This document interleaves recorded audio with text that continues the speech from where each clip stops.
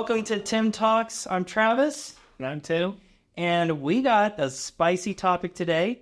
We're talking all about AI and machine learning in email. Robots, huh? No, no, not at all. That's just a fad. Yeah. You know? It's just, it'll go away. No one's going to use it. No. Well, I'm telling you, AI is getting really, really advanced, really scary quick too. Yep. So I'm not sure if you guys have seen, but OpenAI just released, well, actually teased their video AI, where it generates from nothing videos that look amazingly realistic versus a year ago where Will Smith could barely eat spaghetti on the models. You've seen these videos, like the spaghetti clips is insane amount of progress. Yeah. Which goes to say there's obviously an advantage to using it in email. Yeah, absolutely. So really super excited about this topic today. I mean, as we've seen the development of AI, and when everything happened with ChatGPT back at the end of 22, Webbula had a blog post that we had written by Tom Wozniak, who is from Optismo, and we were talking all about AI then and what was going to happen and the foreshadowing, and we're already here. And we were thinking it was going to be 5-10 years down the road that we would get to where we already are now. So, like you said, Travis, it's super scary that we're already here. Things are already happening, and they happen faster than we kind of all thought that they potentially would with AI. And it's amazing, like the 3.5 model for OpenAI's ChatGPT, probably the most ubiquitous, most famous chatbot other than Google's Gemini. Right. 3.5 is free, available to use. It's so much better than 3.0. 4.0, which is what I use regularly and absolutely love. Hey, listen. If you're writing 2 blog posts a week, you need to optimize your workflow and getting research done and all these other things that you need to do as a marketer.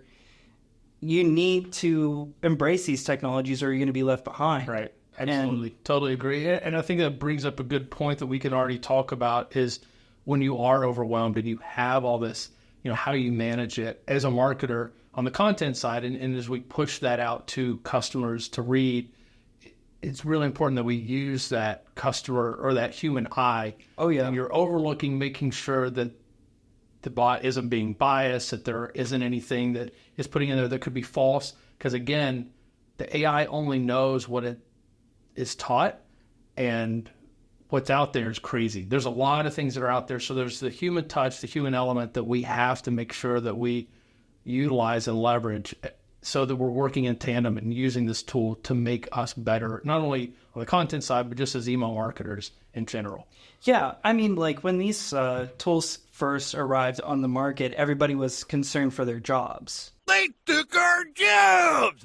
Right, which, yeah, there's some positions that might be phased out. However, for a lot of people who embrace this technology, learn how to use it appropriately, it can only augment their workflow for the better. Yeah. One of the things that I find interesting about the whole AI versus creators discussion as a creator myself is that it still takes somebody to say, this is good content, this is bad content. Yep. And that's that whole human touch. Mm-hmm. You still need that expertise to say, yes, what's being generated is good and valid. Right, absolutely.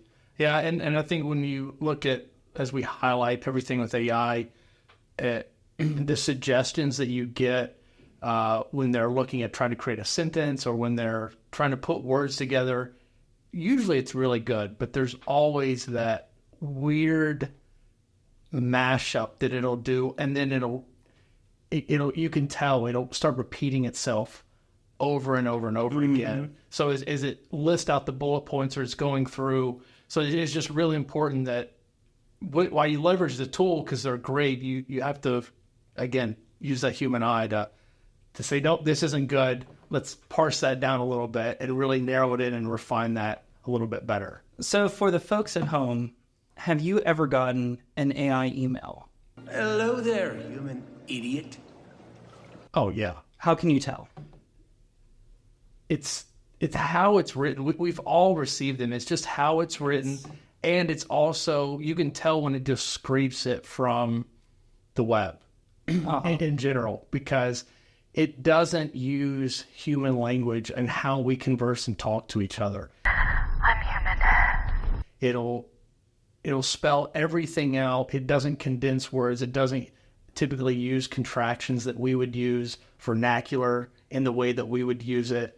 And you can just tell it's a bot that is saying it to you. Now, And it's always super excited about everything. everything is super exciting. Oh, we're super excited about Webbula, the data solution experts. No, let's tone it down. Yeah, let's bring it down a notch. We're not that excited about it. But yeah, I think that's where we all see, and that's where as marketers on the email side, as you start leveraging and you're sending it out to your customers, you have to make sure that you're not sounding like a robot.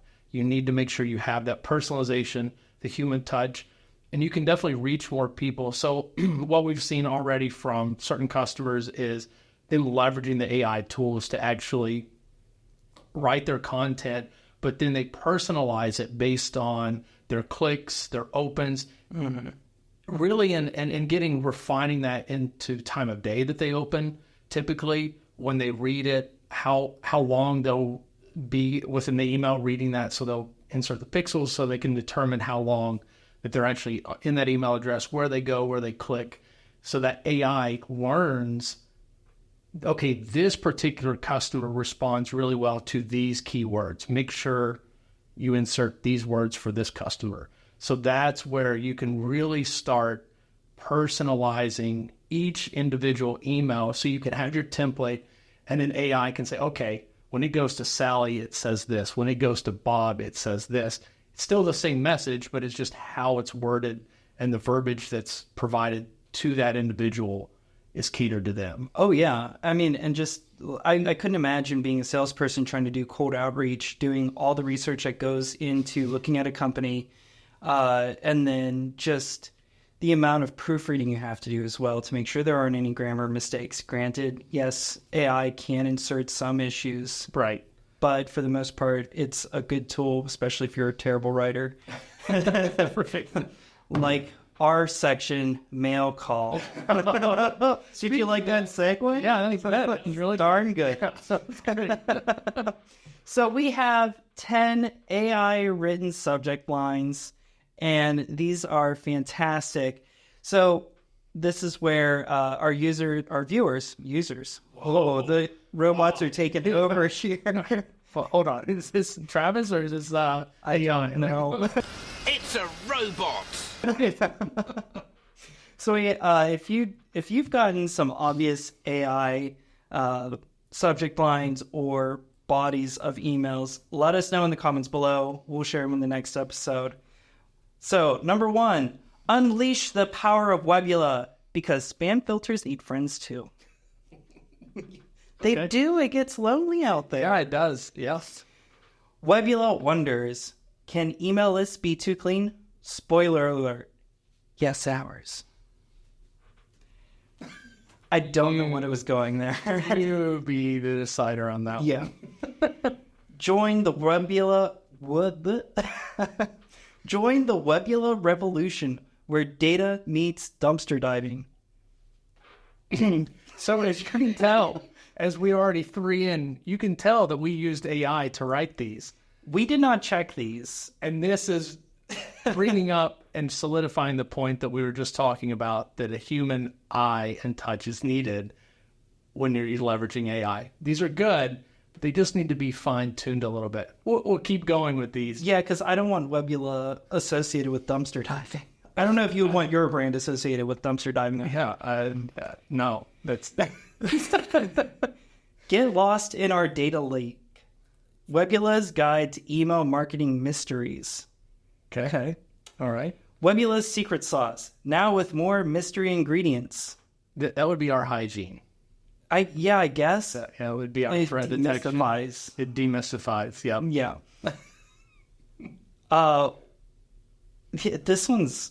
This one we're going to edit on real time here. Why settle for less? Webbula's here to knock out spam. There you go. Yeah. That's not what it actually said. We did it on the fly edit. Yeah. Yeah. Be the envy of your spam folder with Webbula's exclusive offers. There you go. We're trying to stay out of the spam folders. Right. That's why they're envious. I guess so, yeah. Because you're keeping everyone away from them. You got a better eye than I do. That was a good one.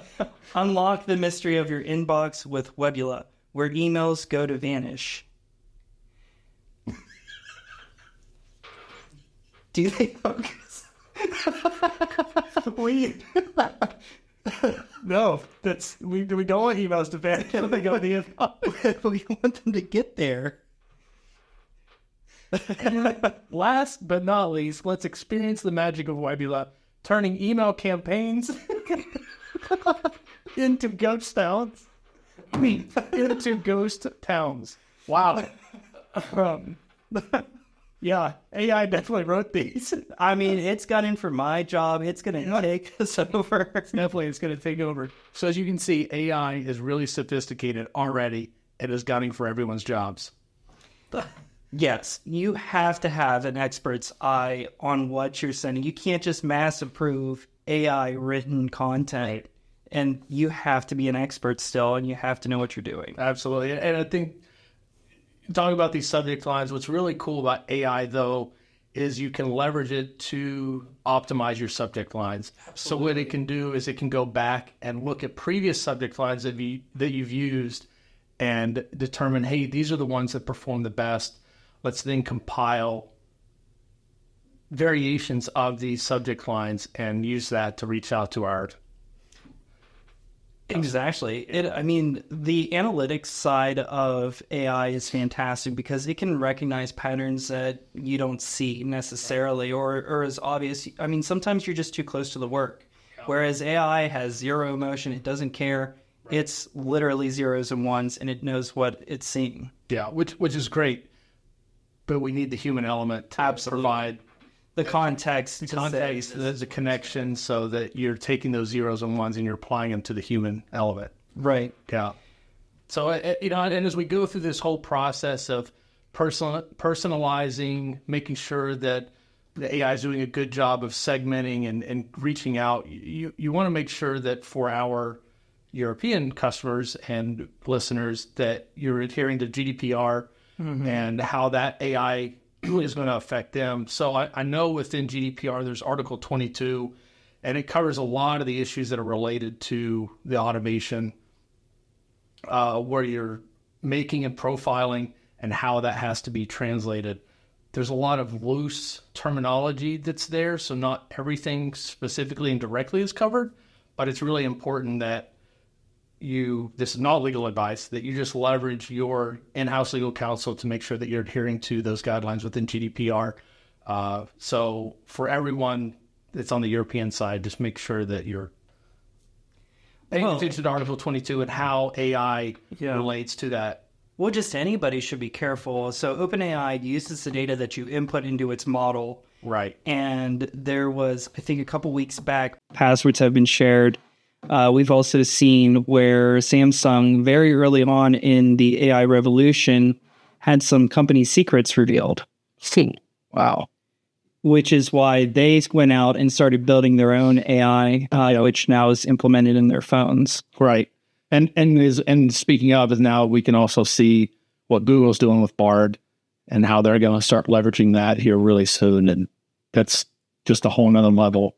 But again, it's really important that you take everything with a grain of salt and that you don't give it too much information, because once it's out there, it's out there. So as we all know, there's been plenty of data breaches. So you just have to be careful. There's that fine balance that we have to toe the line on the ethical side, but then also leveraging these tools that we've created and that are provided to us to make our jobs easier and we can reach more people. Right. And speaking of ethics and all of those things, spammers are also utilizing this technology. Yeah. And they're getting so much better at it. Yeah. A lot of these individuals are English as a second language, and it's helping fine tune their abilities to target English speaking clients. Yeah, absolutely. And get even more persuasive. Yeah, I agree. And I think that it's a great point, because I've seen some people that have commented about how English isn't their first language and how they've been able to leverage AI to help them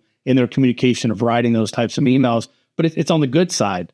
Yeah, you bring up a good point of how scammers and spammers will use that for malicious reasons. So it's just like the entire discussion of AI, and there's a good side and a bad side to every point that you make. Right. Yeah. It's just like we've seen the rise in hackers, but you also have the white hat hackers who are trying to help companies with organizations that are hacking for good to keep the spammers out or the scammers out of the organization so that they say, hey, here's where you're having an issue. Let me help you. I've identified it. Fix it. Yeah. So it's on the AI side too now with everything. You're going to see it as we go through this year and go into 2025 and all the changes that end up coming with Bard, and then we're going to have ChatGPT 5.0. Probably. Yeah, I mean, it's going to happen eventually. I don't know timeline. I'm not an insider, so I don't know. Well, That's Travis. He knows. what I can tell you is that this isn't going to be the last time we talk about AI. No, this will definitely come up again, probably another episode this year. Absolutely. I mean, It's because it's constantly evolving, constantly changing. And we need to make sure that we stay on top of it and just talk about it because it's a relevant issue that everyone's concerned with and is using today. Yeah. Well, that does it for Tim Talks today. Yep. We want to remind everybody to like, share, subscribe, comment, hit the bell notification, and go to Webbula.com for all your email hygiene needs. Awesome. Thanks, guys. See you next time. Peace.